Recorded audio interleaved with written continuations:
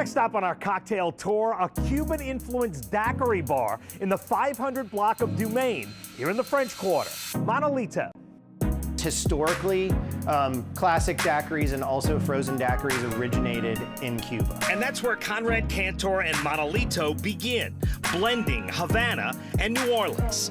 If you look at Manolito on our website or on our menu, it does feel like it's this Cuban-inspired place. But if you're sitting at this bar, it feels like a New Orleans bar. It is 100% a New Orleans cocktail bar, but we are just celebrating what New Orleans had learned from the Cuban bartenders. And a lot of that involves how to blend a ton of ice into a classic cocktail. They turn a classic daiquiri into a fresh, frozen daiquiri. For locals, they love that we do fresh blended drinks. So locals go the craziest over it. Tourists that are coming in, a lot of them have never had a proper Sazerac, a proper Manhattan, a proper classic daiquiri. So we're here to introduce those drinks to people that maybe want to drink a New Orleans drink. They do it all at Manolito, but when we asked Conrad to make us one drink he'd recommend to visitors, he broke out the blender to make a Floridita daiquiri. For a blended drink, it really helps to have this, some people call it Sonic ice, nugget ice. And we're gonna do 8 scoops, so that's 10 ounces per drink. 3/4 ounces of lime juice per drink. That's 1 ounce of Luxardo Maraschino.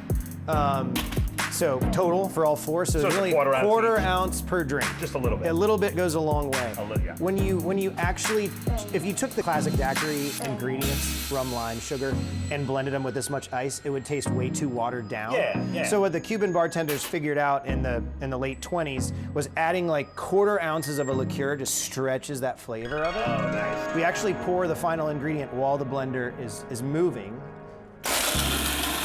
so that we can get a vortex going, and then I can see the texture.